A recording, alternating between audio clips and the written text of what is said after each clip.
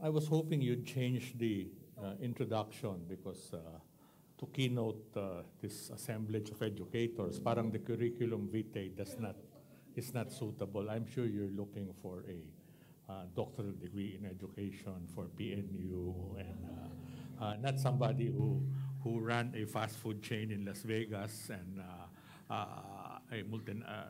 so anyway, first I'd like to welcome you again to the University of Makati. We're always happy to host events like this, especially events that are at the beginning of a major revolutionary change in the sectors that we're in, particularly in education. So please, in the next 2 days, please enjoy a taste of our hospitality and begin to realize what we mean by the phrase, ganito kami sa Makati, sana ganito na rin sa buong bansa.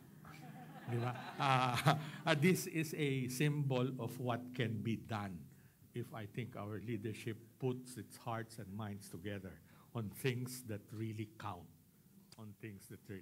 And education is one of the pillars of the city government of Makati.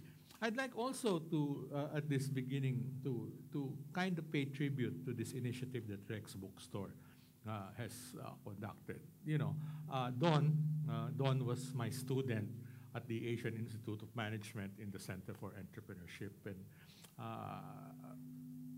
when he finished, I think what has dramatically changed and shaped the way Rex Bookstore evolved was he, if I'm not mistaken, he led the shift in the mission and vision of Rex Bookstore from selling books to really helping education in the country. I think he's kind of defined Rex Bookstore not to be in the publishing business, but in the education business. And I think it is a tribute to the foresight that Rex, an education institution, has in realizing that there is today, 2 years from the implementation, full implementation of the K-12 program, there is a dramatic need of participants in this program to be informed, to understand the full implication of what the law is, and to begin to prepare. Kasi 2 years is very, very fast. 2 years is very, very fast. We began our pilot in 2011. Today, we have the first. I'll share with you later, the first 3,000 graduates of grade 12 who are now in our freshman year. And the last 2 years have been very, very fast. Before we knew it, we had graduates. And before you know it, it's 2016, and you'll be faced with either this threat or this opportunity of the K-12 program. Because that's what it is, a threat and an opportunity. And why is it a threat and opportunity? Because the K-12 program, guys, is the first major education revolutionary innovation to hit Philippine education since the Spaniards came around. Really, when you take a look at it, the K-12 program is the first truly, dramatically, cataclysmic or catalytic, depending how you look at it, event that will help shape Philippine education in the next years to come. While you're here to help prepare your organizations for the implementation of K-12, I have defined my role in this seminar not to give you insights on how to implement, but to kind of get you into the mindset of understanding why the K-12 program is such a very important milestone in our lives as educators and in the history of our country. It is truly very, very important. And to show you, to kind of prepare you for the nuts and bolts of this exercise, because as we were designing this course, Don and the Rex Bookstore people were very clear that what was at the top of the minds of you guys who were going to come here is, how the hell do we implement this program? The rules come in trickles, and they're changing very fast. We don't really know how it's going to be implemented. And so Rex Bookstore said, this is what they want, Professor. But I think before you go into the nuts and bolts, I'd like to contextualize this nuts and bolts discussions with the real import of what this initiative holds for us as a country and as participants in the education sector. And to do that, I cannot share with you our vision of what K-12 is without understanding what we've done in the University of Makati the last 14 years. And so this morning, I'd like to beg your indulgence so that I'll tell you two stories. One, the story of the University of Makati in the last 14 years, because I've been here for 14 years on my last 2 years. By the time I'm retiring this year at 65, but I think City Hall has extended me another 2 years, so I'll be around until 2016. Mahaba hong panahon yun, pero tuwing gumigising ako ng umaga, parang naiiksian pa ako kasi parang ang dami pang pwedeng gawin. At maraming nagsasabi, ang galing-galing naman yung sa University of Makati, and I keep saying, sandali, yung 14 na taon, napakahaba nun eh. Maski ikay bobong piloto, kung mahaba yung runway, malalanding mo yung pinakamalaking eroplano. So the runway has been very long for us. And so I'd like to share with you that story of that long runway, because the runway that you're about to land in is much, much longer. And I think it's very important as we land on this runway to understand where this runway might lead to. Para as you craft your own strategies on how to implement K-12, you don't miss sight kung ano yung dulo ng lahat ng ito. The 2016, guys, it's just the beginning. It's just the beginning. And the beginning is only important if we can imagine where this beginning will lead us to. And so, I beg your indulgence, and let me share with you the story of the University of Makati. And the story of the University of Makati cannot begin without my own personal story. Okay? I am a reluctant educator, and my curriculum vitae shows that. If you take a look at the stuff I've done in the early years of my career, you will never imagine, if somebody was watching how I moved my life the last 50 years or so, nobody will imagine that in the last 14, 15 years, I'll be in education. In fact, teaching or education was nowhere near the horizons of careers I was thinking about when I was in high school. I went through the dreams of becoming an astronaut, a doctor, a fireman, a carpenter, dumaan ako lahat dyan. But teaching was never part of my equation. In fact, I'm probably the first university president in the country who does not have a college degree. I dropped out of college. I was supposed to graduate in 1970. Yung mga kaedad ko, you will remember what 1970 was. Diba? It was the first quarter storm. This was the period when guys my age were demonstrating, trying to complain against the emerging dictatorship that the Marcos administration was leading into. And so my classmates were there marching in the streets. Ed Hobson was my contemporary. That's why ngit-ngit din, maski mahal-mahal ko ang Ateneo, ngit-ngit din ako dun sa litrato ni Imelda na, di ba? Kasi nandun ako sa period na yon nung nangyari yon. And so, while my classmates were demonstrating in Mendiola, ako naman takot akong humarap dun sa mga Armalite ng Metrocom noon. So I did the next best thing to be in on the action without really taking sides. I became a journalist. I became a broadcast journalist so that I can be in on the action without having to take sides. Di ba? So, yun ang ginawa ko. And I joined Channel 13 when I was in senior college. And that was the beginning of the end of my academic life. Kasi I dropped out of most of my subjects in senior and junior year.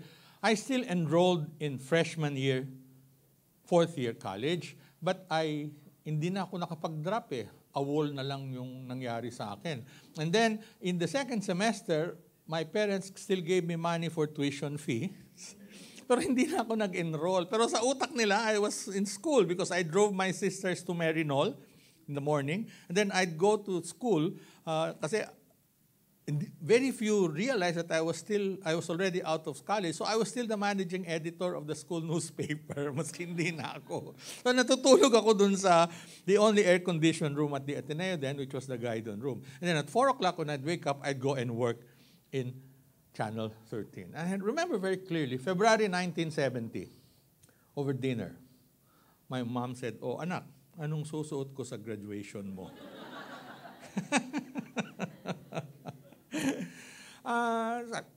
Ma, bahala ka na. And so that night, I panicked. No, it was a moment of truth. And so the next day, when I went to work at Channel 13, I looked for an assignment that would bring me out of town for a long period. And I saw one. A team was going to go. At that time, nag-uumpisa pa lang ho yung Muslim problem. And there was a team that will go shoot 2 linggo. So I volunteered. And the night before I left, I wrote I'm sure you've written it many times in your lives, a Dear Mommy and Daddy letter. Dear Mommy and Daddy, your favorite son, in fact, your only son, is not graduating this March. Nag-drop out na ho ako. But don't worry, as you can see, hindi ko palaboy-laboy. I'm gainfully employed. I'm participating in this great exercise of nation building. Di ba? Yung reporter ako. Di ba? At sabi ko, and I'm sure you've asked your parents this more than once in your life, I said, Mom and Dad, give me space. Yan. Give me space. Allow me to seek kung ano talaga yung kinabukasan ko. Don't worry, hindi ako magwawalda sa aking buhay. I will find a way to be productive. And in fairness to them, when I came back after 2 weeks, walang isang salitang panunumbat. Never talked about it. March 1970 went and they never said anything about it. And of course, my sisters would say, "Hoy, loko, kung minsan si Mami nakatingin ng malayo at yung lumuluha yung kanyang mga mata." At tinatanong kami, yung kapatid nyo, paano yung kanyang karera? Di ba? That piece of paper, the diploma for our parents in my time was the singular passport to a better life. And their favorite son, their only son, did not have this piece of paper. And this was 1969. I tried to go back many times, but every time I tried to go back to school, parang it was so irrelevant. Yung natututunan ko sa classroom, taliwas dun sa nangyayari sa labas. So I'd stay for a month and then I'd drop out again. So this went on until I went through the career path that Dr. Brown had described. I broadcasting, sold broadcast equipment, did documentaries, and then I joined my brother-in-law. We put up the first scuba diving business in the Philippines. Yan, scuba diving. And I remember we'd have class reunions and yung mga kaklase ko nasa Citibank na, Procter & Gamble. So nagyayabangan sila sa kanilang mga trabaho. Ikaw, Tommy, anong ginagawa mo? Wala sa beach. While they were all struggling in their own companies, here I had long hair, still plenty of hair then, dark, slim. I was in the beach because that's where the business was. And the business grew. We opened up to Bataha Reef. We opened up Anilao, what's now a very major destination. We opened up Palawan. My brother-in-law and I began those things. And as we were growing, sabi niya, Tommy, hello yung management mo, mag-aral ka nga sa AIM. Sabi ko, Kuya, wala akong undergraduate degree. Hindi, kumuha ka nung non-degree program. Marami doon. So I went and joined a 2-month Master's in Management Development Program. It was a comprised MBA. And let me tell you that those classes were my most fruitful classes. I was never so interested in schooling as I was then. Yung matututunan ko sa classroom, after the classes, I'd go to the telephone and talk to my people. Natutunan ko ngayon to, gawin natin to, itong gawin. So the 2 months went, bitin pa ako, I wanted more. And sabi ko, what can I do? And then I realized there was this MBA program na 1 year. Nag-apply ako. Pinuha ko ng entrance exam. Siyempre, pumasa naman ako. Ito na, registration for enrollment. So, enricher ako. Nung 2 months ko nakilala ko lahat ng girls sa admissions. Medyo, ko ng konti, medyo flirt ako ng konti. So I met all of these girls. They became all of my friends sa admissions. And so, nung hinahanap yung aking transcript of record, sabi ko, sandali, mukha ba akong dropout? Ang layo-layo ng Ateneo to follow na lang yung transcript of records ko. Sa madalit sabi, nakapasok ako. Nakapasok ako sa program. And after 1 year, program, and I was at the top of the class. And, every school has this ritual at the end of the course, at the end of the year, where the candidates for graduation are presented to the faculty for approval for graduation. Pro forma lang yun para lang may ritual. And so, the names of the graduates were presented, approved. And then the names of those candidates for graduation with honors were presented. Nandun ako. And there was this one faculty, lahat ng faculty ng AIM, who knew my exact academic condition. So, hindi ko siya makatiis. Sabi niya, Tommy, kung yung graduation with degree lang, okay lang yun Pero pare, sabi niya, you're going to graduate with distinction. So, hindi ako makapagpatimpi. So, he raised his hand and sheepishly said, we have a problem with this guy, Lopez. Why? Sabi nila, kasi walang college degree yan Naku, nagkagulo, pinatawag yung admissions, people almost got fired. And so, the head of the institute then, I don't know if you may remember him, was a very brilliant man, the late Gasti Ortigas. Gasti's brilliance lay in taking a big problem and breaking it into little parts. And I learned a lot from him. And he said, ano ba problema natin? Una, yung bang program natin, mausay na programa? Opo. Rigorous? Opo. And this guy not only passed it, but topped it? Opo. So why are we withholding the degree from him? Kasi kailangan ng prerequisite undergraduate degree. Sinong may sabi? Sabi niya. At that time, wala pa hong CHED. Thank God, wala pang CHED noon.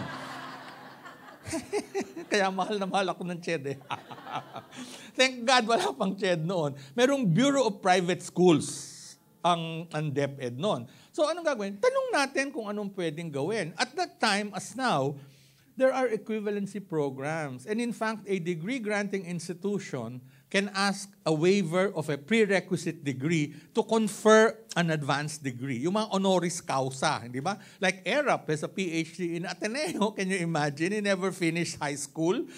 Ateneo awarded him a doctorate in philosophy degree at the Ateneo. So, anong gagawin? Sabi ni Gasti, mag-apply lang. And the Bureau of Private Schools will take the word of the degree-granting institution na this guy is qualified according to its own standards. So nag-apply, in-approve, and yours truly became the first graduate of AIM with an MBA degree without a college degree. And I remember very clearly, nung mag-graduate ako, may asawa na ho ako noon, and the candidates for graduation, ang nagbibigay ng medal yung asawa, yung mga married na. Sabi ko sa asawa ko, darling, sorry you won't go up the stage. Si Mami ang aakyat ng stage. Diba? This was 1983. 14 na taon niyang hinintay ito. Diba? And so when my name was called, I was with my mom with her terno. Diba? She was about 65 years old, fully made up, and tears streaming down her face, the makeup streaking. She was tugging at my arm. Sabi niya, ay, salamat anak, may karera ka na. I mean, it didn't matter to her that I was already occupying higher positions. Now, why am I telling this story? I'm telling this story, and I'm fond of telling this story because it has shaped the way I think as an educator. I have a total disdain for rules. I think education rules are designed for compliance. But education must be developmental and transformational. Rules limit schools from being transformational. Rules force schools to conform. They force schools to conform. And yet, education is not about conforming. Education is all about creating. But that's what it's all about. And so, when I came to the University of Makati, it was a typical university. Our courses were the usual. BSBA major in management, BSBA major in marketing, all of the courses that you will find dime a dozen across all universities in the country. And of course, our unemployment rate of graduates was the employment rate was very, very low. And I remember graduation day, my first official function, graduation of school year 1999 to the year 2000. We had 1,500 graduates. Kayong mga nagtuturo sa college, you know that the biggest bulk of the graduates are the business school graduates. So 700, 800 business school graduates. And those of you who have large graduating populations, you know the parusa and sacrifice of standing on the stage and shaking the hands of 700 graduates. Di ba? Gosh, I never realized how physically debilitating that exercise was. Anyway, so there was this bunch of BSBA graduates walking up the stage. And siguro yung 500 name, when coming up, medyo dizzy na ako kasi diabetic ako. Medyo nagkaroon ako ng mirage. And I was beginning to imagine in a couple of weeks, this guy graduated BSBA major in marketing, will apply for a job. And so, pasok siya, personal officer. Oh, anak, tapos ka ng kolehiyo? Opo. Anong natapos mo? BSBA po. BSBA major in marketing po. Marketing ng ano? Marketing po. Patay na. The potential employer does not know what the kid knows. And the kid does not know what he knows. Di ba? So, hindi siya makakuha ng trabaho. And if you take a look at the statistics, friends, you will realize that the bulk of the unemployed are college graduates. And the phenomenon is the more years you spend in college, the less chances you have of getting a job. Why? Very simple. There's a mismatch. And so when I came in, I remember very clearly those first few months, may akong 300,000 pesos kay Mayor. Sir, pahingin 300,000. Ano mo yan? Sir, magkakaroon kami ng, galing ko sa AIM, magkakaroon kami ng SPW. Alam niyo yung SPW? Strategic Planning Workshop. So we gathered all the faculty. I remember we went to Lopez Center, dun sa magandang Eugenio Lopez Center sa Antipolo, and we spent 2 days. And we walked out of that conference with a simple conclusion. But it was a very powerful conclusion that defined how we were going to do things in the next 14 years. We simply said that the University of Makati is all about jobs. Why? Because we are the University of Makati. We are not just any other university. Our lineage is very clear. Kami tinayo ng pamahalaang bayan ng Makati. At bakit kami tinayo? It's not to create yung sa Ateneo, yung man for others. No? The religious organizations have their own charism that define why they are in education. The private schools define why they are in education. So the University of Makati definition of why it is in education must evolve from its lineage. We are the University of the City of Makati. And why were we created? We're created so that we can make the children of the less privileged in Makati. Hindi yung mga mayayaman. The less privileged in Makati be able to participate and partake of the economic progress and the jobs emerging thereof. Not by enterprises outside Makati, hindi Calabarzon, but by enterprises in Makati. In Makati. And so for us, it was very simple. Education means jobs. And what's fascinating is that pag dinefine na ninyo yung mission nyo in such clear outcomes, yung at the end of the day, kailan kami successful? Very simple. Pag 100% ng graduates namin na-employ within 3 months of graduation. Very simple. Walang licensure exam passing, wala kami nung mga panaginip na yon. Ang panaginip lang namin ay pag matapos yung mga estudyante namin, magkakaroon ng empleyo after graduation. Now, once you've defined your mission like so, the rest follow naturally. And so, we decouple our programs. Yung BSBA, major in marketing, wala na yan. We said, ano bang merong job sa Makati? Maraming buildings, maraming commercial establishments. So we had a BSBA major in building and property management.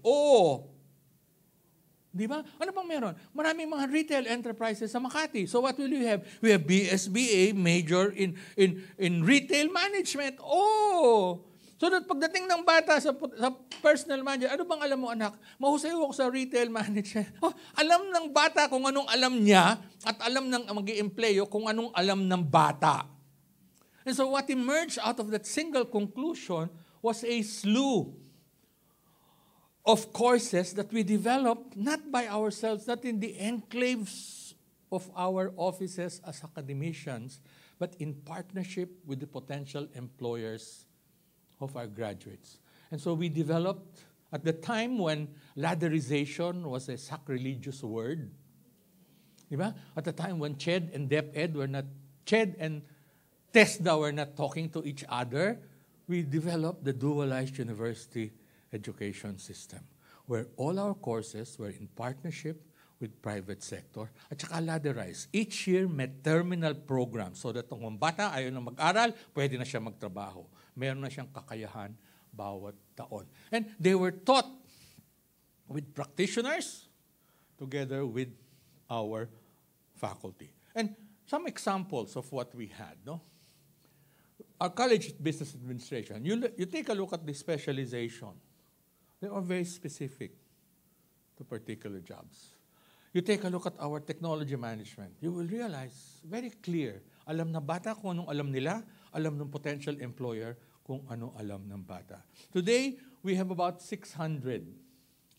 We have about 600 or 700 partners. Companies, industry associations, NGOs. And the relationships come in many models. Kasi you cannot dictate one type of relationship with each partner. They begin with very complex relationships like course and curriculum design. The Philippine Institute of Supply Chain Management, they develop a course with us, kanilang curriculum. They deploy faculty to teach our students with our faculty. They provide OJT opportunities in the companies that they belong to, and then they hire the kids after. So, end-to-end siya. End-to-end siya. End-to-end siya. This is our best relationship. But there are many other models.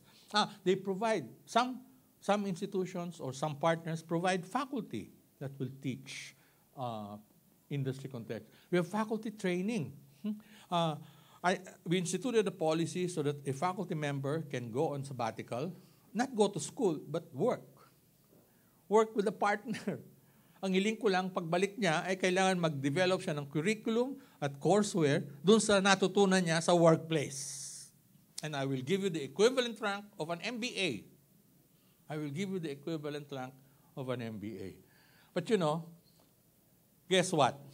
It is easier to get practitioners to teach than to get teachers to practice. Ang dami-daming inimbita namin practitioners na sumasama at magturo sa amin. Pero yung mga teacher ko, pag sabi ko, you want to work outside? I'll give you 1 year paid leave. Nagtrabaho ka, bumalik ka lang at mag-develop. Sir, wag na lang, dito na lang ako sa opisina ko. Mabasa na lang ako ng libro. Natatakot silang mabuko sa labas. Faculty training. And then fully supervised OJT programs, and then dual tech compensation. Now, this is very important. In the classic CHED model, the private sector partners merely offers this student certified that the student spent 3 hours training with us. Useless yun. Sa amin, we don't specify kung ilang oras. We ask the partner, how many hours do the kids need to be with you so that they can learn something? Kung sabihin nilang 1 year, you have the kids for 1 year. Then we will go back and change the design of the curriculum so that mag-adjust yung in-campus session with the on-the-job training. But we insist that yung partner namin, yung bata is assessed along their own human resource assessment tools. Na, ano yung competency niya? Parang ina-assess yung mga empleyado nila. So that when the kids look for a job later, meron ka bang work experience? Opo, ito po yung assessment sa akin ng Toyota nung nag-OJT ako. very specific skills, workplace attitudes are very clearly stated in that HR report. Okay, now, an actual hiring of students upon graduation. And we've been able to spread our wings across all other sectors as well. We put up a nursing school in partnership with STI. This was our experiment on how to compete. Kasi dun sa aming regular courses, Makati residents only pay 1,000 pesos a semester. It's a token fee. It costs us 20,000 a year per student, but we only charge them 1,000 pesos. Now, when there was a nursing boom, we said, sandali, let's try to experiment whether we can compete in a free market. So we entered into a joint venture with STI. We operated it as a private institution. We charged market rates, except 30% of the incoming freshmen are Makati students who are academically qualified. Full scholarship. Lahat libre. Lahat libre. Guess what? We are immediately profitable. The school contributed over 100 million in dividends to City Hall. And they actually paid dividends to City Hall. The school paid 40 million in rental fees and faculty fees and gave scholarships worth 100 million. Now, with the drop in nursing enrollment, we've expanded the College of Allied Health Services to include radiologic technology, RadTech. We opened up a school for pharmacy, and we proudly have the country's first Center for Complementary and Alternative Medicine in partnership with the Korean group of practitioners offering undergraduate and postgraduate courses in acupuncture, chiropractic, etc., etc., etc. What have we also done? We've also, very important, again, because of my own experience, we believe in this university that what you learn at work must count. What you learn at work must count. How many of our countrymen do not have a college degree but have been working, are successful in their own careers? And yet, they cannot move forward because they lack that piece of paper. So we have developed, in several of our colleges, an equivalency program where we evaluate the students, potential students, their work experience, and confer academic credits to that work experience, and then develop a customized study track so that they can take either college degrees or postgraduate degrees. We've experimented with this with local governments. In partnership with the Philippine Counselors Leagues, we have graduated over 300 counselors from all over the country, from as far north as Apari to as far down as Tawi-Tawi, who now have undergraduate degrees. I remember graduation time, there was a counselor from, I think, Samar. He was the valedictorian of the class. Dropout to siya, wala siyang degree. Ang kanyang speech went something like this. And I'm always invited to the graduation exercises of the grade school where I finished. But I was never asked to deliver the commencement speech. Sabi ng principal kasi wala ho kayong college degree. Even if you're one of our most illustrious graduates, pangit hong gawin kayong graduation speaker kasi hindi kayo pwedeng maging role model ng mga estudyante. So, pagkatapos ng exercise na ito ngayon, pag uwi ko unang-unang pupuntahan ko yung principal. Papakita ko yung diploma ko at saka to transcript of records ko. Principal, bitahin mo ako sa graduation nyo, next graduating period, pwede na akong commencement speaker. Kasi meron na akong college degree. So, we've now opened this up. We're doing business courses where workers in business context get academic credits that they can plug in, they can earn, and they can bank for their academic degrees. Okay. And of course, my favorite, I'm sure you remember Dr. Browner's story, na galing ako sa broadcasting. If you have time, I'd like to invite you to we have a full-blown broadcast studio. We have the most comprehensive broadcast and animation arts courses here. This is one of them, one of our equipment. We're in partnership with a professional organization that actually does. Ito yung communications group ng Gawad Kalinga. We've partnered with them so that they become the chaperones of our kids. Kasi the equipment's very expensive. So when the kids go out and use the equipment, ang chaperone nila ay yung professionals who work for GK. In return, we allow GK to use the facilities as long as they use our kids as assistants when they produce videos and programs for Gawad Kalinga. And I've killed the student newspaper. I've killed the student. What we have are daily broadcasts produced by the kids, news, entertainment using our facilities. We've also made sure that our Center for Performing and Digital Arts support producers who otherwise will not be given the time of day in commercial stations so makadevelop sila ng kanilang mga material. We're working with comedians like Tim Tayag, and I'm sure some of you have heard my favorite Christian comedian, si Brother Michael Angelo Lubrin, Laugh with God. And we're doing a design show with Brian Tenorio. And then our latest, we have ventured into a maritime. This again very very interesting. We have partnered with a placement company.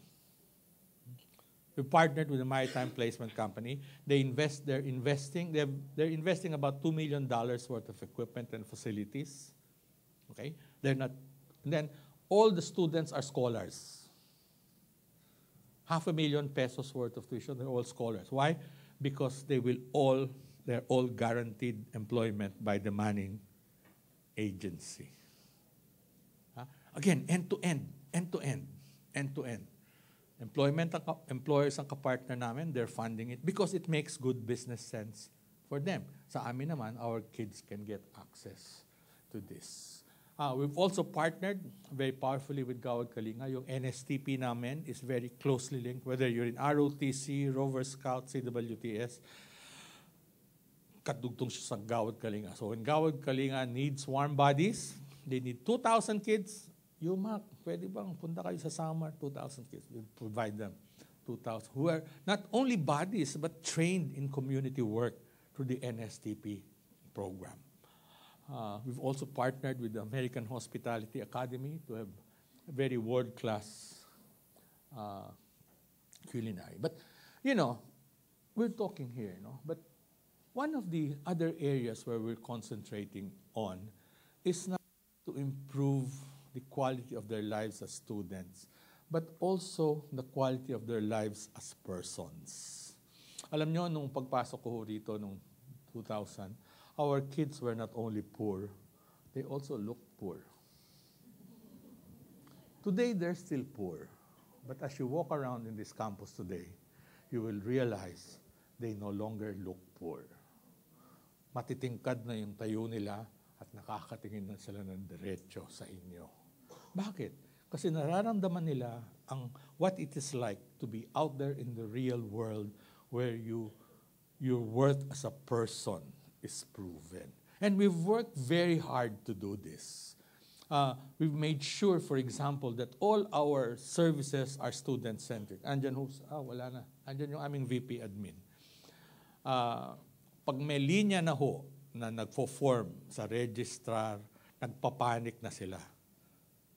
Ako darating na si Professor Lopez niyan, magkagalit na yan. I hate lines. Especially student lines. I hate them. When I came in, our students suffered from two paradigms. The first paradigm, the Socratic paradigm, which is I teacher, you student. If I say jump, jump. The other paradigm is I government, you beneficiary. Maghintay kang masilbihan. Diba? Hindi pwede yun. I remember when I came in on our academic buildings, there were 2 comfort rooms. One on the left side, one on the right side. The right side was for faculty, the left side was for students. Sabi ko, bakit may ibang bathroom ang faculty kasi mas malinis yung sa faculty. Ano? Bakit? Sino ba customer? Faculty o estudyante? Yung estudyante po, patay. Henceforth, all comfort rooms must be open to the public. Di ba? All. Pero sabi ko sa maintenance, gusto ko, napakalinis, maglilibot ako, gusto ko lahat ng banyo, pwede kong tulugan ng my afternoon nap. Ganun dapat ka. Di luminis. And then, my old office, yung bathroom ko, merong entrance from the corridor. This way to the President's comfort room, open to the public. Of course, nobody went. Nahihiya yung mga bata, no? But you have to make. You have to make. We don't have lines. I remember I was still accounting head. Sabi ko, ba't ang daming pila sa registration? Wala bang early registration? Meron, sir. Ba't nagpipila sa huli? Kasi, sir, nagre-register sila pero hindi natatapos yung registration. Kasi wala sila nung 100 pisong down payment doon sa token fee na 1,000. Can you imagine? Your private schools, ha? Public school, yung mga bata, wala yung 100 pisong minimum requirement para matapos yung registration. So, titigil sila hanggang dun sa point ng payment. At babalik sila pag meron ng sumweldo na yung magulang. Sabi ko, ano bang ginagawa natin pagkakuha ng 100? Sir, pinapapirma natin ng promissory note ng 900 pesos. Anak ng pating naman eh. Papautangin mo pala ng 900, ba't di mo papautangin ng 1,000? Hindi naman gugutumin yung mga binay pag hindi mo siningil ng 100 pesos, hindi ba? O hindi, wala nang kwan. I owe you na yung full 1,000. But, you know, it takes a culture change eh. It takes a culture change. And so, we did all student-centric administrative services. We do co-curricular activities. We try to put credits. You call it extracurricular. I call it co-curricular eh. Kailangan may academic credits yung co-curricular. Bigyan mo na, nag-stage crew siya sa theater. Bakit extra? Ligyan mo ng credits yun. We bank. Meron kaming electives bank. You can apply for an activity. Let's say, student assistance ka sa Office of the President. You're paid, but you can apply for an academic credit towards electives that are not specialized. Nakabangko siya. Pwede niyang tubusin yung mga electives niya doon sa non-specialized electives. And then, we have social, cultural facilities and equipment, and you can see them. And, of course, we have this. Dati wala kaming sports field, but now, niregaluhan kami ng City Hall ng malaking football track. We didn't have a team. Sabi ko, sandali, nangyari ito, landlord kami, daming gustong umupa, hindi ba? Meron tayong football field, may track and field team. Abay, kailangan meron tayong football team at saka track and field team. And so, we're now recruiting. We're getting kids from, pumupunta kami sa, Prisaa, yung... how many our athletic scholars na nakatira dito? We have 60 kids from the provinces that we've recruited. We put them in a dorm and they are their own athletic scholars. Kasi may facilities ka kung wala kang atleta. Bakit? Landlord lang labas mo, di ba? Now, what we've done this and we are now the overall champions for the 2014 Alco Olympics. We're also very proud of our accomplishments in the theater and the art. Because one of the problems of poverty is that the poor people are so poor, they don't have neither the time nor the resources to tend to the other part of human existence, di ba? To the aspirational part. And that's what arts provide. We have a very vibrant art scene here. We have 2 theater companies. They own a semester each. One theater company, 1 semester, siyang may-ari nung aming theater, hindi pwedeng kabitin ng isang theater company the next semester. And we give them seed money. They have to be economically viable. We lend them money. Ayan, si Awang nangungulit sa kanila. But they have to show a business plan, how they will recover the investment in the show from ticket sale. So, sila yung nagdanak sa public schools, bumili kayo ng ticket, sila yung umaareglo sa mga principal. Inaareglo na yung principal, di ba? Common knowledge. Sabi ko, inaareglo na lang yung principal. Siguraduhin natin yung principal ay hindi lang pinipili kayo dahil meron siya. So what have we done? All our theater shows, meron siyang learning materials. We go to Port Bonifacio. Ma'am, meron kaming result show. Okay? Ano yan? Ito yung ito yung workbook, ito yung teaching notes. When the kids come from the theater, ito yung discussion the next 3 days. Oh! Then it's a truly learning exercise. Hindi lang para kay principal, kay teacher. Hindi ba? Talagang learning exercise siya. And this is my favorite show, Laong Laan. Of course, it's about result. You're very good here. Okay, what's the result? The result's very simple. We have 14,000 students, 80% are Makati residents, 32% enrolled in 1- and 2-year courses, 68% in the JUICE programs, 200 million annual budget, Jaran, 100% of our graduates of the JUICE programs, of this partnership with private sector, are hired within 3 months of graduation, typically in the institutions that they did their OJT in. Of course, the Vice President Binay or Mayor Binay din, pag nakikita ko, nakangiti. Di ba? Yun ang resulta. And so, we could have rested on our laurels. But we knew that it was not enough. One of the things that is staring us in the face and that's staring you and us in the face is this very simple current situation of the time spent by our kids in formal education. And this graph, I discovered this 3 years ago. In the 16 waking hours of a typical person,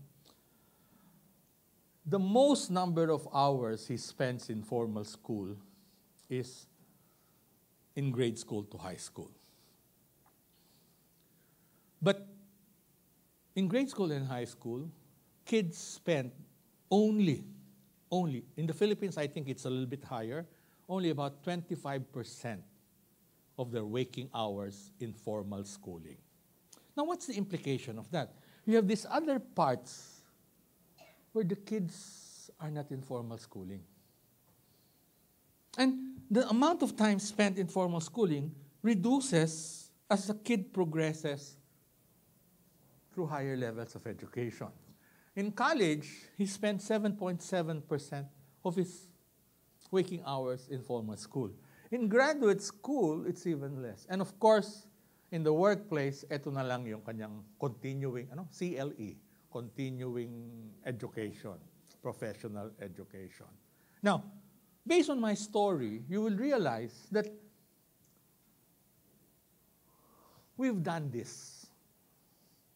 We've made sure that in college, the entire waking hours of the kids are learning hours, whether they're in the classroom or in the workplace. And the people who are already working through our equivalency program, we've created the roads and windows so that they can go back to formal schooling through equivalency programs. Diba? So, we've done this. The problem is, the kids that we get, and those of you who have higher education institutions in your systems, the kids coming from here are not ready. That's the single biggest fact of the current education system. Except for some schools, and I will single out a few public schools, a few private non-sectarian, and most sectarian schools, it's only them where the kids are ready, especially those with grade 7, yung K to 11 na. And our research shows it. Those that did K to 11 with grade 7 in grade school, they're the most ready for college. But the bulk of the kids are not. And so what has happened is that most freshman and second-year college courses are really remedial courses to catch up on the shortcomings of high school. That's the reality. That's the reality. And what happens? Pupunuin mo yung bata ng 30 units sa freshman year. Sisingit mo yung kulang niya sa Gen Ed, tapos sasaksakan mo na ng specialty courses. Ang bata, at saka papipiliin mo na siya ng specialization, hindi naman niya alam kung anong gusto niya talaga. Di ba? And so, lahat ng pagkakamali rito, o lahat ng hindi magampanan ng higher education, ang simulain niyan ay nanggaling dyan. Ang nanggaling dyan. And why? Why is there a problem here? The problem is very simple. The problem is very simple. Our kids are very different when we were kids. Very simple. And yet, our schools, basic and secondary schools, have remained the same.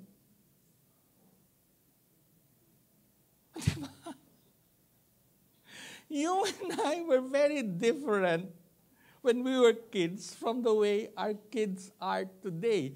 And yet, our schools have remained the same. I just throw to you some data, no? Yung digital life of our kids. You and I didn't have digital lives when we were kids. I remember walking 2 kilometers to my friend's house because he had a phone. And we did not. And I promised my girlfriend I will call her every evening. Okay, so maglalakad ako ng 2 kilometro para makapunta dun sa bahay ng kaklase ko na may telepono. Pagdating ko doon, may 3 kaibigan yung kuya niya na nakapila din sa telepono. Today, Diyos ko, grabe. Let's take a look. This is 2012. Young Filipinos not only have the know-how in digital space, but increasingly have the tools to consume and experience media from all platforms, from TV to radio to internet to Facebook and what have you. Very interesting data. Okay, mobile ownership among kids has risen to 71%. From 39% in 2009 to 70 to 65%. Now, this ratio is even higher than in developed countries like Taiwan and Australia. In other words, our kids are more connected now than we ever were when we were kids, and more connected than kids from other societies, even today.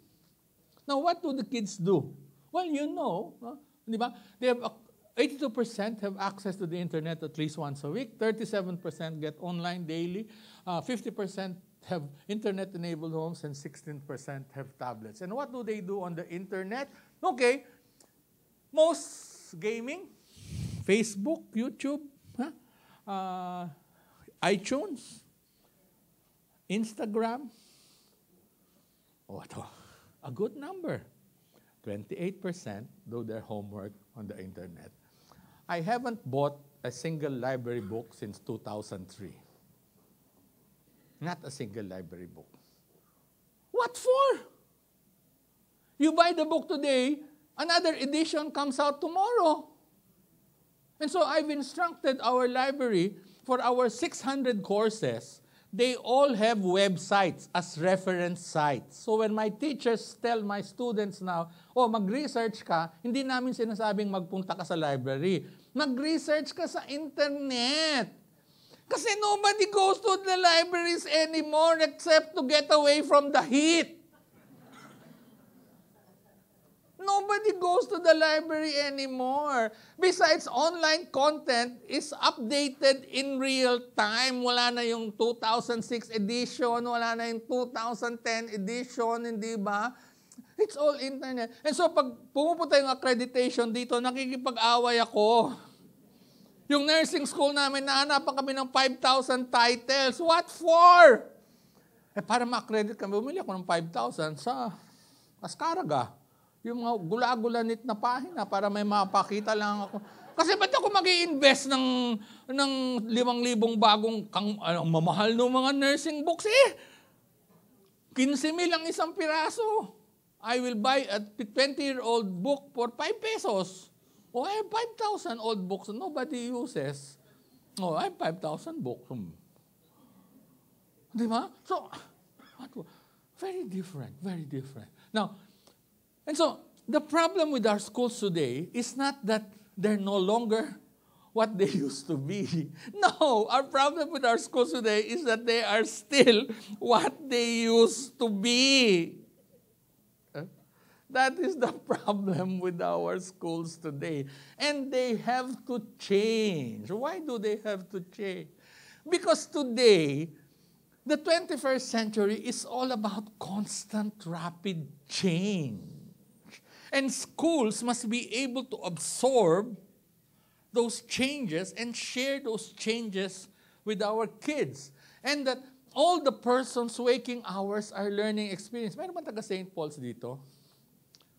I remember, nasingit ko dahil presidente ako ng UMAK, nasingit ko yung mga pamangking ko ng grade 5 at grade 4. Mahirap sumingit ng grade 5 at grade 4 sa mga private school dahil UMAK president, sinawag Sister Agana. Sister, help! Help! O bakit, Tommy? Gusto kong dalhin yung mga pamangkin ko from Pampanga to here. Pwede ba silang isingit sa grade 5 and 6 na sila. I'll make you a deal, sister. I will let them repeat grade 5 and 6. Para wala kang angal na hindi sila handa. So anyway, pumasok sila. Then I went to the first parent-teachers meeting. Sabi ni Sister Agana, Professor, mga pamangkin mo nga, pero turuan mo sila sa homework, ha? Sige, sister, tulungan ko sila sa homework. Pagdating sa bahay ng bata, pati nga homework nyo, modern math. Malay ko sa modern. Hindi ko naintindihan yung lintik na modern math na yan yung algebra nga, bumagsak ako yung pang modern math na yan ngayon, di ba? No, and it just struck me. Homework as we define it today is work that should have been done in school, brought home. Mali! Homework should be work, learning exercises that are best learned at home. And what are those? Value systems, di ba? Courtesy, politeness, the stuff that ought to be learned at home. Hindi yung dapat inaral sa eskwela at saka inuwi dahil walang oras sa eskwela. Tapos you ask the parents, you ask the taxi driver father to teach the kid in modern math. Ano ka? Hilo ka ba? Abay, walang matutulong yun, hindi ba? So we have to take a look at those waking hours and ensure that the learning activities in those non-formal spaces are participated in by facilitators like parents who have the capability to help their kids in those learning spaces. Kailangan mag-design tayo ng activities that bring in the home into the formal education system. And then every context is a learning environment, home, workplace. And there must be seamless integration between the formal school and the other parts of the waking hours of a person, wherever he is. And therefore, while we have done this, we saw, UMAK saw, the K-12 program as being able to address that. To precisely blow the walls that separate academe and the real world and integrate them into basic and secondary education. To us, that's how we see the case. It is not just an additional 2 years. It is an opportunity to recast basic and secondary education precisely to take a look at these spaces that are not today taken into account by the formal learning environments. And so when we were invited to join HSU, we said we do it. And just to give you an idea of the kind of response we have. And that's why, di ba, I'm sure part of your concern about K-12 is, naku, how do we do it? Wala pang guidelines sa DepEd. Diba? Sandali. Sa amin, kung walang guidelines, happy kami. Because that means we can do it our way. Many times we complain about regulation, but when there are opportunities to be freed from regulation, we ask DepEd, anong guidelines? Abay, wala pa ba yung sila Elvin? Baka pagalitan ako. In fact, hindi. Kung walang guidelines, better. Kung walang guidelines, better. Better. Mas maganda yung loose eh. Kasi then you can experiment. You can experiment. And we did it in 6 months. You have 2 years to do it. We did it in 6 months. I remember meeting Brother Armin at the office of the Vice President kasi we were signing a housing program for teachers. Nakita niya ako kasi kasama ko siya sa AIA nasa board siya. Tommy, liga ito. Pilot tayo ng ng grade 12 sa UMAK. Sabi ko, Father, sige, anong curriculum? Wala pa eh. O sige, great.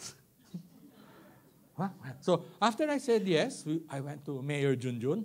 And Mayor Junjun, it was a funny exercise and says, Tito, sabi ko, Jun, pwede tayong mag-umpisa ng grade 11 and 12.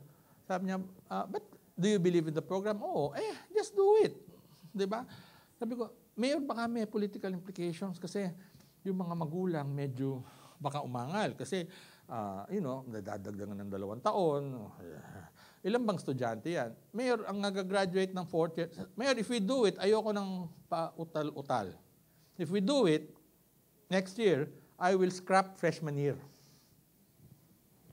I'll scrap freshman year. If you want to go to UMAK in 2011, the only available slot is grade 11. Sorry, wala kaming freshman year. Ganun ba? Sige, ilan mga affected? Mayor, 8,000 yung graduates ng 4th year sa public high school sa Makati. So, if we're lucky, we'll get about 5,000. 5,000. Mayor, baka may botante dyan, ha? Sabi niya, sandali, 5 times 4, 20,000. Sige na, Tito, let's go. I can live with 2,000 less votes. If you really believe in it, I can live with 2,000 less votes. Pinagkatiwalaan ako sa Pumayag City Hall. And then, the problem is convincing the parents that it's a good idea. But remember, this was already end of the school year, di ba? Paano pa ipopromote? The only remaining exercise were the rehearsals for graduation. So sa graduation rehearsals, we put up booths. Sila Dr. Brown na nagpunta doon, iisa lang yung message. Sa K-12, 2 taon na lang, pwede nang magtrabaho yung inyong anak. Simple. Very simple. And then, we had to develop our administrative framework, and then in June 2012, we opened it. Okay? So in June 2012, we had the first grade, June 2011, school year 2011, we had the first grade 11 students, nearly 5,000 of them, and we did not have the formal curriculum. But wait, sandali, you remember, ba't kami matapang? Anybody, ba't napakatapang namin? Why weren't we worried na wala pang laman? Kasi yung aming first and second year are remedial anyway eh. Binabalang namin yon. Basically. Yung aming first and second year Gen Ed, which are remedial to cover the inadequacies of the binabalang namin yun. So matapang kami dun eh. Very simple. Very, very simple. May teachers kami, bakit? Wala kaming freshman year eh. Di ba? May classroom kami, bakit? Wala kaming freshman year eh. Everybody was thinking, ang tapang-tapang nyo. Hindi kami matapang. Duwag nga kami. We'd suffer the fate now rather than suffer the fate in 2016. We'll do it now. We'll do it now. And so, we did this. But why did we really do it? There were fundamental reasons why we wanted to do it. The first is this. I don't know if you heard of this report. January 2012, Hong Kong Shanghai Bank predicts that by the year 2050, which is about 36 years from now, the Philippines will leapfrog from our current 42nd place to become the 15th largest economy in the world, or a leapfrog of 27 rungs. Wow, galing-galing, di ba? Sabi ni Pinoy, wow, galing natin. Tuwid na landas. Okay? Galing-galing. No, okay lang. Tama siya. That's part of the equation. But if you read the article, very embedded, finally in the middle of the article, is this statement that projection is anchored on the Philippines being given advantage by a growing population. Now, a growing population, and I know that the oppositors to the RH bill will clap. A large population is not bad. A large population is bad if you assume that the natural resources are finite and you assume a constant level of human productivity.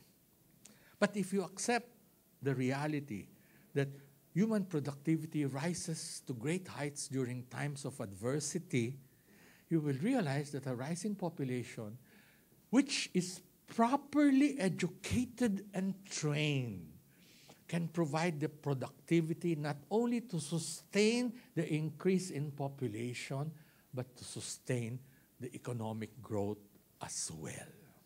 So if, the article says, if the kids or the population are properly educated and trained. So we said, sandali, kung doon din lang pupunta, abay umpisahan na natin. And so we said, okay, we will do it.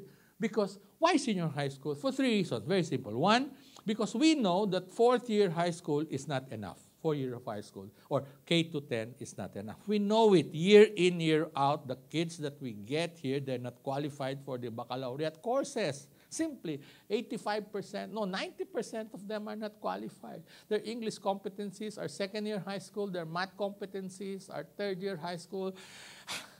Talagang ganun yun eh. So, sabi namin, napakabobo na namin kung yung additional 2 years, hindi namin madadagdagan yung learning to learn skills.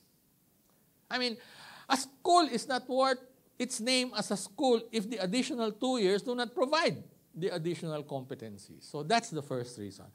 For the simple reason of being able to enhance what we fondly call the learning to learn skills, math, science, Filipino. The second reason is this.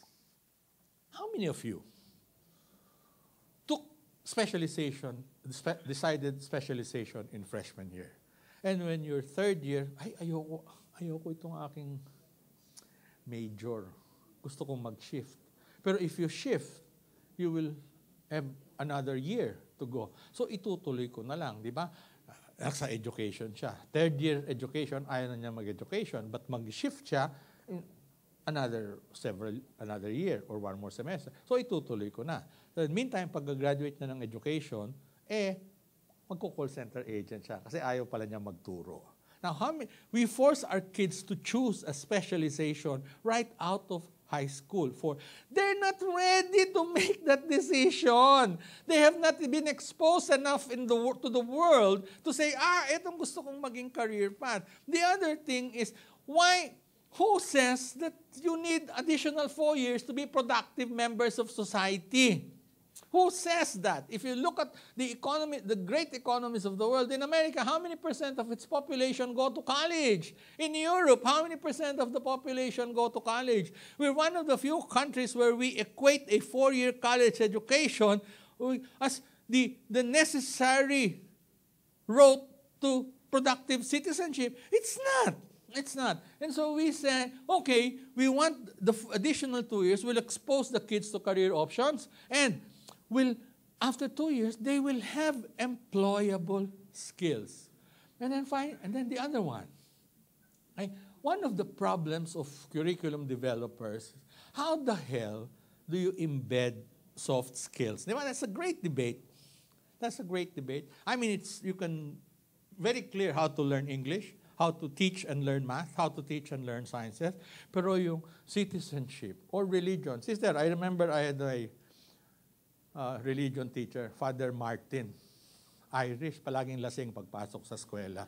So I love to debate with him. Sabi ko, Father, why are you giving us grades in religion? Sabi niya, why Lopez? What's wrong with that?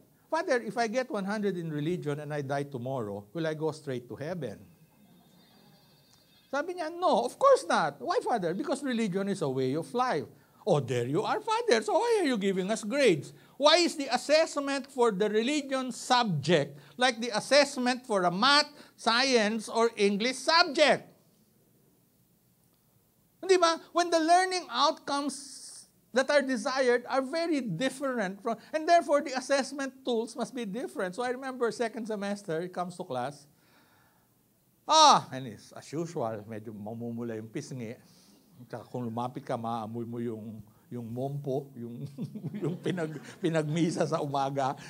Everybody get a 1/4 sheet of paper. Sabi ng mga klase ko, ayan, Lopez, ang kulit-kulit mo kasi. So exam na kagad in the first semester. Is everybody ready? Yes, Father. So anong magtanong? Okay, I want you to put in the sheet of paper the grades that you want for this semester. So lahat nakatingin sa akin, no? Anong gagawin natin? 100, kako 100. So we all put 100. We all put 100. So he collected the papers. He didn't even read them. Folded them, put them in his briefcase. He says, okay, guys, those are your grades for religion this semester. Guess what? It was my most productive religion class ever. Why? Because the grades were no longer in the equation. No, sabi ni Dali, I teach in Dubai. No?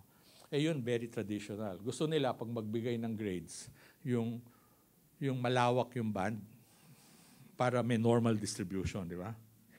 Para may lalagpak, merong... Sabi ko, no, I refuse to grade like that. Because I'm a teacher, not a flunker. I think it's a tribute to a great teacher if everybody passes in his class. In fact, dito sa amin, meron kaming kultura, pag maraming lagpak ang isang teacher sa isang class, nakukuha ko ng report, pinapatawag ko, teacher ka ba? Taga-turo ka ba o taga-lagpak? Hindi ba? Kasi ang trabaho may turuan, hindi maglagpak. Kung maigit sa kalahati lagpak, ang may problema hindi estudyante, ang may problema yung teacher. Ganun lang ang pananaw ko. And so, how do you teach citizenship, for example? One of our biggest problems, and we're seeing it in, medyo favorite ko si Pinoy ngayon. We're seeing it in Pinoy. Rule of law, napakasimple. Kung batas, batas. Sabi niya, ay hindi kasi the means justified the end just. Sandali. That's the whole problem Kasi pag ayaw ko dumaan sa pedestrian lane to, mas malapit, doon ako dadaan, di ba? Bawal ang swerving. A big chunk of our problems as a country are due to the fact that our citizenship values are not embedded. And where is the place where you embed this? In school. But we teach citizenship like we teach physics and biology. So we thought that the grade 11 and 12 is a great opportunity to change the way we teach this. And then finally, matagal na yung pinag-uusapan ni Don. Because of our runaway population, every year, you guys will always have the same problem. Lalo na DepEd. Why? While we want to do great curriculum, great courseware, great textbooks, every year, because we have a runaway population, the problem will always be classrooms and teachers and teachers and classrooms. And you know why that is? Because we're stuck with the paradigm of one teacher to 40 to 50 students in one classroom. But is that the only way to teach? One teacher to 50 students in one classroom? How many have seen the Bernido system? Yun, isang teacher, isang physics teacher na lumilibot sa iba-ibang classroom. Hindi ba? One physics teacher teaching 3 sections at one time, and they have the highest percentage passing in UP, Ateneo, and LaSalle. Because they broke the paradigm of one teacher. Can you imagine if one teacher can be truly effective with 150 kids? Can you imagine? If one teacher can be truly effective with some level of technology support, for example, which is available now, then in one fell swoop, we would have solved the classroom teacher problem. Because the productivity of teachers will rise. And so we saw this as an opportunity. And so we crafted the K-12 program. And the design is very simple. In grade 11, we have the core. Wala pa ho, yung ginawa namin doon, wala pa yung DepEd. And then, in grade 11, we allowed the kids to choose an eclectic choice of electives. But in grade 12, we asked them to specialize for 1 year. And we offered our kids at the beginning, I think it's now 6, ilang buckets ba tayo ngayon? 16? 6-0. Huh, dami na. But we began with 12. And these are textbook. These are some of them. I won't go into them, but at that time, we had 12 elective tracks. Both terminal tracks, so that meron silang national certification after grade 12, and some are academic tracks, so that they get better prepared. They can prepare for a college education. And we did this. Oh, we did this. Now, what else did we do? Okay. When we were doing the curriculum, sabi sa akin ng aking social science head, Sir, wala akong social sciences to design. Huh? Oo nga, no? But shit, puno na. Ano pa, paano natin lalagay yung citizenship? So sabi ko, one of the things I learned in government, if you want to gain turf, you lose turf. Sabi ko, sabi ko sa Soksai head, I will not give you a subject. I will give you all the subjects. Paano yun, sir? I want you to embed Filipino legacy context. Huh? Filipino legacy context across the core subjects. Consciously. So, while the kids are learning English, biology, physical education, they also learn Filipino geography, Filipino culture, Filipino history, Filipino legacy to world civilization. So, the courses were developed, the English department was developing the English courses, pero binabantayan sila ng Soksai department to ensure na yung konteksto ng pag-aaral nila ng English, math, or science ay merong elementong Filipino legacy. Okay? So, we did that. Today, okay, 26 English lessons with social science integration. We now have already 2 books, no? Let's see. We have 2 textbooks, an English book and a physical education book where there are exercises. So, basically yung grade 12 subjects, meron na kaming mga libro that we developed on our own. We didn't wait for DepEd or for Rex Bookstore to develop them. But we will work with them to do that. Okay. The other thing is, we're not very successful here yet. We're trying to break the paradigm of one teacher to 50 students in one classroom. We're trying to experiment with unsupervised individual, small group, and outside the classroom exercises. And where possible, we're doing it in maritime. When possible, we integrate online learning exercises. And we're trying to develop new material that is out of the box. We have funding from Citibank, for example, where we're developing a math textbook. It's almost ready. Hi, Elvin. It's almost ready. Where it's a math textbook. The learning outcomes were set by the math department. Kailangan marunong siya ng plus, minus, multiplication, division. Pero, yung subject matter is contextualized consciously along the evolving Filipino financial life. So, as he learned pluses and minuses, it's the context is managing the family's salaries and expenses. Magkano ba kita ni ina bilang labandera? Ko-compute niya. Magkano kita ni ama? Ko-compute niya. Magkano yung gastusin niyo? Ko-compute niya. At aawasin yung kita sa gastos. Pag mas malaki ang gastos sa kita, ano kayo? Mahirap. Oh, merong social science context pa. They now know the meaning of poverty as it relates to family incomes. And so, as the math operations become more complex, then the family puts up a sari-sari store. Now, you talk about percentages and margins. And then, at the end of the course, the family now has a inderia. So, ang konteksto niya ay intinding-intindi ng bata habang natututunan niya yung plus, minus, multiplication, fractions, percentages.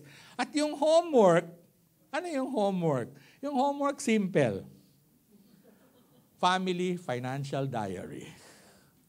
Yun yung homework. Tutulungan si ina, si ama, at saka ng kapatid, manage income and expenses. Okay. Now, the results, no? In 2000, ito yung first total namin, yung nag-graduate namin ay, ang tawag dito ay retention. No? Ang natuloy from our first cohort to here is less than 1/3. And I'll explain to you bakit ang laki ng dropout. At ang nag-graduate ay 3,000. So nung April this year, we proudly graduated the first large cohort, large because over 3,000 of grade 12 students. 56% of them finishing with elective courses under TESDA regulation, and 44% of them with courses that do not require TESDA, like dance, like theater arts, like yung mga hindi kailangan ng TESDA certification. And almost 100% of this, unfortunately or fortunately, are in freshman year. Kasi we were hoping na sana maraming hindi tutuloy ng freshman year na magtrabaho na. Di ba? Then that's another measure of the success. But as it turns out, these kids and their parents still look forward to the 4-year baccalaureate degree. Okay, just to wrap up. And 385 took 100% passing sa NC exam. Sabihin nyo, bakit napakaliit? Kasi may bayad yung kwan eh. Again, that's another issue sa grade 11, 12. Yung NC certification, ililibre ba ng TESDA? Now remember, public secondary education theoretically is 100% subsidized. Now, if an NC TESDA certification is integral to the senior high school, who pays for the certification expenses? And I think that is still being considered. That's the only reason why only 3. Kasi yung culinary ho, the exam itself is cheap. Well, I think it's only 600 pesos. But the total certification course is about several thousand. Kasi yung bata ang kailangan bumili nung mga ingredients na gagamitin. So, again, it's a major issue that you cannot sweep under the rug. And these are the implementation issues that you're going to be faced with, that you ought to think about and begin to imagine even now as you are planning. Okay, today, our high school teachers include college teachers because DepEd waived the LET requirement, so our college professors can actually teach in senior high school. We now have courseware that we've published. Most of our grade 11 soft courseware is now stable because this is our 3rd grade 11 cohort. Pangatlo na namin to eh. Yung first, graduate na. Yung second cohort are in grade 12 now. Yung third cohort. So medyo stable na yung aming curriculum sa grade 11. Ang grade 12 courseware is doing prototyping. And then, you have other issues. Kayong may mga colleges, pag yung bata masok ng senior high school, ano sila, high school o college?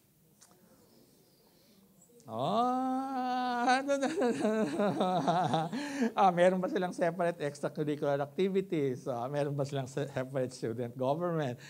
Meron bang separate parent-teachers organization? It's not simple, guys. That's why I'm sure that's why you're all here. Because yung mga nuances na yon, unfortunately, DepEd cannot imagine all of those nuances and they can be covered in all the rules. So some of them you have to learn along the way and deal with it. Di ba? For example, ano yung credentials? Is it Form 1? Ano yung high school form? Anong form? Sa amin, nagkakagulo kami kasi registrar kami, college. So, the registrar had to reconfigure. We have a principal, kasi kailangan principal dahil high school eh. But we have a dean. The dean is in charge of the academic content. The principal is in charge of the administrative procedures. So, again, that's the learning. Why were we able to do it? Remember, that's why I had to tell you the story of UMAK. Because sa amin, hindi bago. Because we already have the textbook courses, even when we did it. And because we scrapped first year, we had the teachers and the classroom. We have the labs already. Because they were part of what UMAK was. So it's relatively easier for us. For you who are thinking about it, you have to decide. Ano bang track ang i-cover nyo sa inyong senior high school offerings? Will you do a pure collegiate track or will you do a textbook track? Now, when you do textbook, which textbook tracks? Mahirap pumili Kasi may laboratory issues, may teacher issues, etc. Then, because dito sa amin, sanay na sanay ho yung mga faculty sa akin na sa Abril o sa Pebrero, sinasabi ko kung anong gagawin sa June. Sanay na sila doon. You have 3 months to do it. So, sa amin, itong grade 11, hindi siya bago. Sanay na silang tumakbo with me. We have local government support. The mayor was very supportive. And we have a very well-articulated marketing campaign. And then, of course, test the support. And then, DepEd said, Tommy, bahala ka. O, di, sige. And of course, CHED, well, they tolerated us. CHED, they tolerated us. They tolerated us. Okay, and that's why I think you're here. Because, you know, since we were doing this, kami yung poster boy ng DepEd. Every time they inquire, where do we, so we get what? Maybe 12 visits every week from schools that want to learn what we've done. In fact, we've built a room where we dedicated it to visitors who want to learn. We already are present. And depending how deep you want to go curriculum, you want to go, or you want to just do a half-day tour, then we will have those programs. So we hosted over 200 visits, and we get invited, of course, to events like this, and then we're participating in the CHED technical working group. Some issues, no? Why the dropout? The dropout in our grade 11, the number is the same as the dropout in freshman year. When we did not have grade 11, we have about 4,500 freshmen. Only 3,000 make it to second year. So the percentage is about the same. And really, because it's not about money. Kasi libre. They drop out because, in our case, yung mga nag-grade 11, sabi nila, ay, gusto ko nang pumunta sa college. So, pumunta na sa ibang eskwela. Or, nakakuha na ng trabaho. Some issues. One of the issues you guys will have to grapple with is this breadth and depth of the electives. You'll have to deal with that one institution at a time. UMAK was fortunate because we have our collegiate offerings, have these courses already lined up. So napakalawak ho nung aming electives law. But each of you will have different levels of capability. So you have to decide kung saan kayo magfo-focus. Anong gagawin nyo? What about student life? Will the student life for senior high school be the same as the regular high school, or will you begin to call them out? Because they are of a different breed already, because isang paa nila nasa workplace na, so you may have to have different guidance and counseling mechanisms. Nag-iiba na nag-iiba na yung needs nila that are very different from the needs of the typical grade 7 to grade 10. Then, parents interface, because some career life-changing decisions will have to be made by the kids in senior high school. The level of parent interface is very important. They somehow have to be brought in with more intensity. Especially, kasi in the early years, the parents come in for financial issues, for general education issues. In senior high school, career issues na So, the parents, the role of the parent interface will be dramatically different from the role of the parent interface in basic and four-year high school. And then, of course, faculty qualifications and loading. Because DepEd has waived the let rule, you will have more flexibility. But I think you will have to think about it as you move along. And then your student counseling might change nga. Now, okay. It has not been easy for us, no? Just to wrap up. It has not been easy. And why were we able to? Because we managed our bosses well. I'm very lucky, fortunate, where I've had a city executive, current and previous, whose vision for education is very broad and very compelling. And they understand the role education plays in the human resource development of a community. And then it has not been easy dealing with CHED. Until now, the CHED standards for the new freshman year are not yet out, and yet we have kids in freshmen. So again, we did it. We're doing it regardless of what CHED wants. We have to do it because we have kids in freshman year. The civil service may issues on qualification, civil service for government in particular. And then yung faculty and administration, eto, iba kasi yung loading ng college teacher, full-time, loading sa high school teacher. Magkaiba yung currency eh. Units yung sa college. So, una, nagkagulo-gulo kami. Nung nilipat namin yung college teachers magtulong, naghahanap sila ng unit equivalent. So, we had to develop the courses along college unit types. So, nangyari, there were some courses that too much time was being spent on them, yung pwedeng kalahating semester lang o 1 quarter lang, nagiging 1 semester. Kasi yung teacher wants to have a load for 1 semester. Yung ganon. So, you'll have to deal with that. And then, the parents and students themselves. But I guess, in closing, guys, revolution is never easy. So, if you're expecting an easy transition from your current K-10 to K-12, well, it ain't going to happen like that. It's going to be difficult. It's going to be difficult. And I think the way to meet this is to use this opportunity to really think creatively. That's why my challenge nga to the regulatory agencies, to DepEd and CHED, is that your role should not be compliance and regulation. DepEd's role should be developmental and transformative.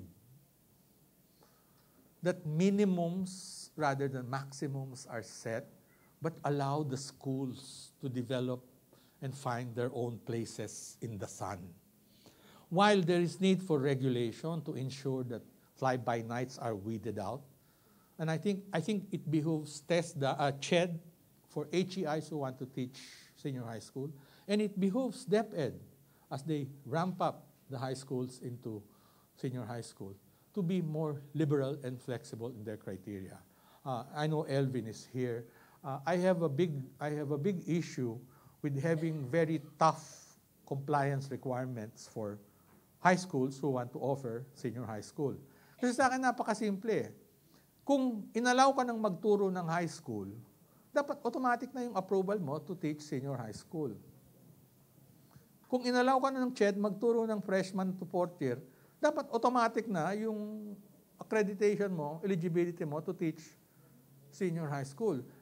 Kasi, kung I know what it's like to open a new school.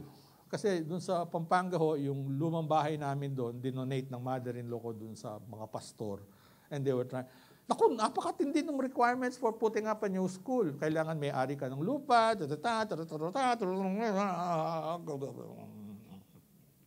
If those are the same rules that will be applied to high schools who want to teach senior high school, baka wala makapagturo ng senior high school. And the other problem is, we don't know yet what the real shape and form of the ideal senior high school system is. We are still in a transitory mode. It is still a work in progress. So if you tighten the screws in a work in progress setting, you may lose the opportunities of truly creating revolutionary and breakthrough ideas because you tighten the screws too much. Now, what's important is a different attitude. And I think as we move forward, all the stakeholders must have the same mindset. It's a mindset that will insist on a clarification of each institution's vision.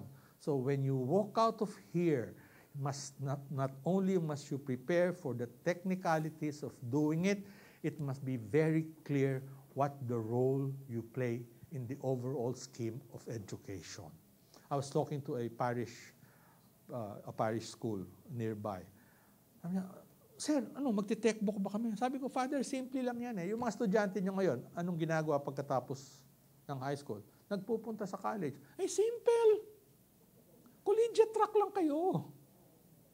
Di ba, huwag na kayong magpanggap o paluin ang ulo nyong mag-offer ng technical vocational courses. Kasi yung market naman nyo, yung current market nyo, ay patungo naman sa college.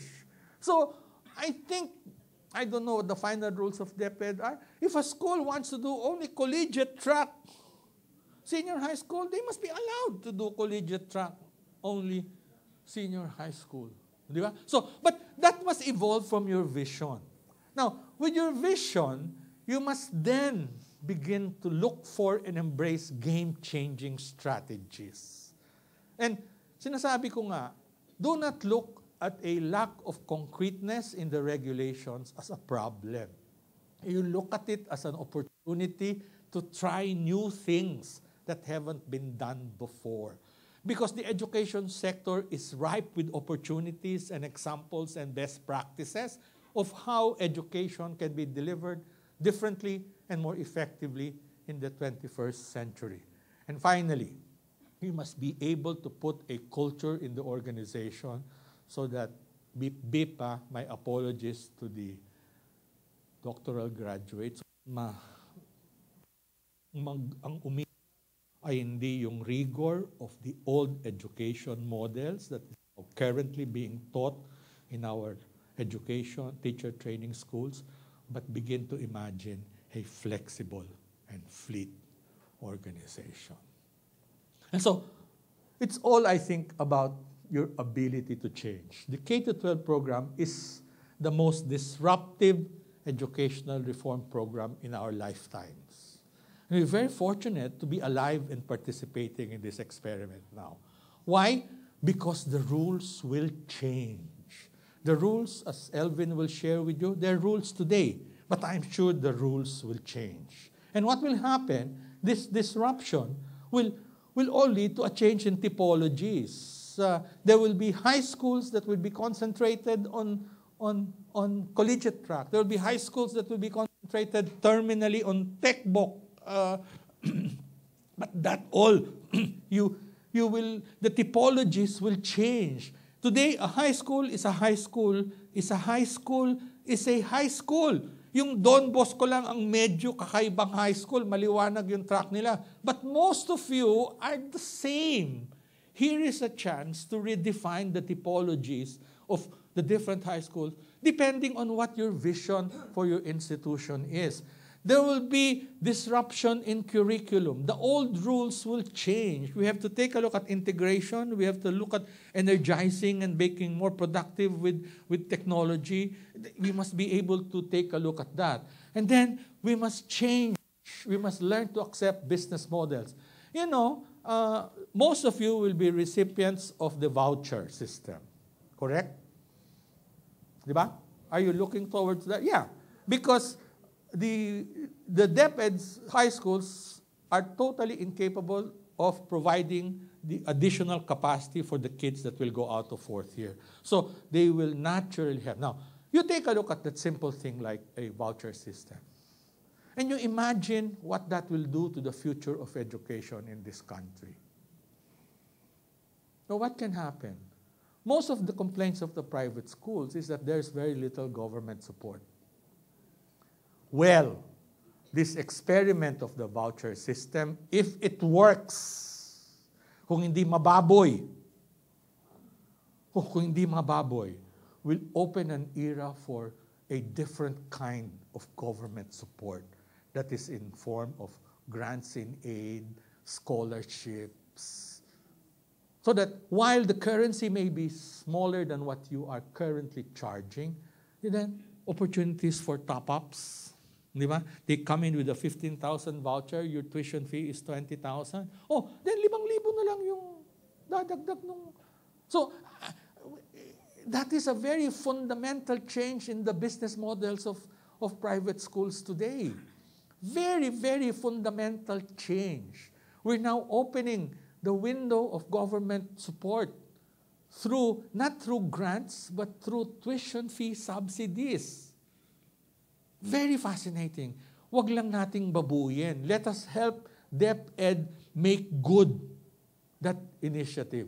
Make sure that it lives up to the promise that it holds. Not only for you in the second, but even for colleges. Kasi what will happen is that those voucher systems will also be applicable to higher education institutions who are going to offer senior high school. Then, napakadali na lang i-expand ng gobyerno sabing, this voucher system can also be applicable to college courses. Oh, tapos na yung boxing. We've now opened up government support rather than congressmen and senator-driven. There is a law that now centralizes all of this funding, scholarship funding from government. And there will be changes in the regulatory environment. Because I think even the traditionalists in DepEd and CHED realize that they cannot mandate a singular set of compliance rules today. It simply is not possible because this is a new animal. It's a progress. And so whatever rules that they set out today must be flexible and they must allow for changes along the way. And these changes can begin with very small, like the lifting of the LET requirements. It can be very large, as rationalizing the trifocalization of the government regulatory agencies in education. Part of the problem kasi that we have, or some say it is not, but I think it is that may DepEd, may CHED, at may TESDA. Hindi yung tuhog, but it's the same kid that will go through all of this, hindi ba? So kung iba yung pananaw nung nakaupo sa TESDA, iba yung pananaw nung nakaupo sa CHED, at iba yung pananaw nung nakaupo sa DepEd, magkakabyos-kabyos lahat yan. So there's an argument with the K-12 program to maybe bring back together again, either legislatively, pagsama, or administratively by having a guy sit on top of the secretaries of education, or making the secretary of education be the head honcho for the entire. But it makes a case for rationalization. So it will change. And so what is required of us, I think, today, is not to follow the rules, but a willingness to adapt. A willingness to adapt. A willingness to change. A willingness to go forward even if the rules are not clear. A willingness to innovate. And there is no alternative. Either we adapt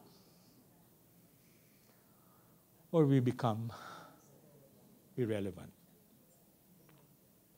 Ganun lang ho yung choices ninyo. And so in the next 2 days, as you craft your implementation strategies, I hope you keep this at the back of your heads. There are larger issues beyond 2016. And you are at the nexus of this change. And I hope you live up to it very well. Thank you and good morning to everybody.